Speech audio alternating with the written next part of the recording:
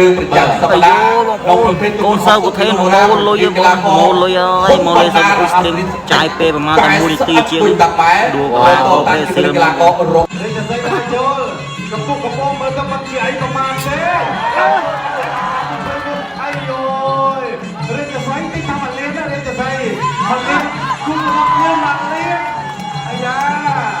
ចូលទៅវិញមកតាចូលថ្ងៃនេះជា3យោតាចូលវាយអាយយកន្លែងនេះមកលើមែនទេលើណារាប់ហើយ 2 3 4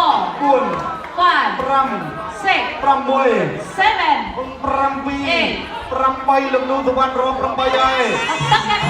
ចាំរាប់តាចូលទៀតប្រចាំទីណាលេងកសៃប្រចាំអាចូលអូតាយកន្លែងនេះរងអាសាទៀត2ហើយ3 4មិនចេះខ្លាំងដល់មកគាត់ទៅគុណខ្មែរ3 8អូខេលោកបានទៀតកម្មសាទៀតទេកម្មសាទៀតទេ5 1អូចូលបាត់ហើយអងសាទរបានការិទ្ធិស័យអូយសាបានេះបែបការិទ្ធិស័យប្រញាប់ណាស់សង្ស័យដែរសង្ស័យបានលៀនវាបានទេអ្នកពលានក្នុងការងាររបស់យើងបានកំណត់ត្រាហើយនៅក្នុងទឹកទី1របស់បកគោក្រហ